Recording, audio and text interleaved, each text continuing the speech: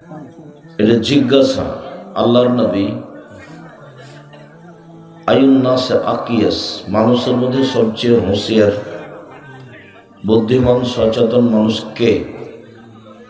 তো রাসূল সাল্লাল্লাহু আলাইহি ওয়াসাল্লাম উত্তরে বললেন, যে ব্যক্তি তার মরণকে স্মরণ করতে পারে সেই হলো সবচেয়ে হুঁশিয়ার মানুষ। মরণকে স্মরণ করতে পারে যে, সেই হলো সবচেয়ে হুঁশিয়ার মানুষ।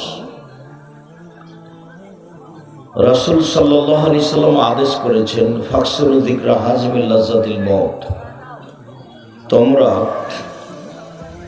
মানুষের জীবনের স্বাদ যে জিনিসটা কেটে দেয় সেটাকে স্মরণ করো। এটা আদেশ, সেটা হলো মরণ। প্রত্যেকটা মানুষের একটা স্বাদ আছে। কেউ জমি কিনবে, কেউ বাড়ি করবে, কেউ গাড়ি কিনবে, কেউ ভ্যান রিক্সা কিনবে। এটা প্রত্যেকটা মানুষের স্বাদ।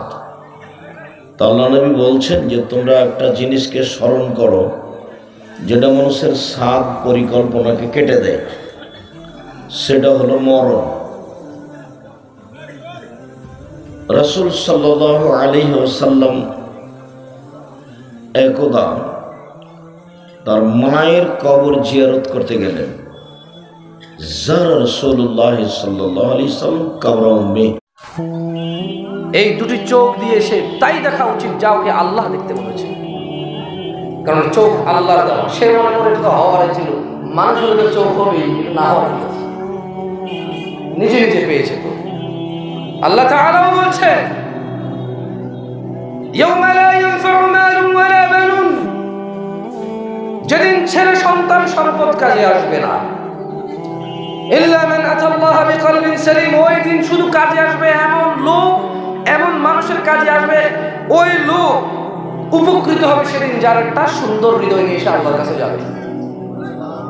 আউজলিফাতিল জান্নাতু লিল মুত্তাকিন, এই পৃথিবীতে যে আল্লাহকে ভয় করেছে, আল্লাহকে ভালোবেসেছে, আল্লাহ তাদেরকে জান্নাতের কাছে নিয়ে যাবে।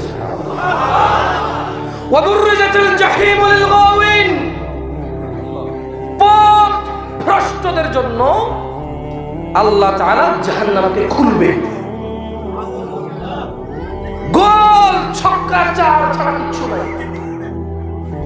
দুনিয়া খেল তামাশা, পারস্পরিক ধন সম্পদ, ছেলে সন্তান, প্রাচুর্যের এক প্রতিযোগিতা। অথচ আল্লাহর কাছে রয়েছে উত্তম স্থায়ী বসবাসের বাসস্থান ব্যবস্থা।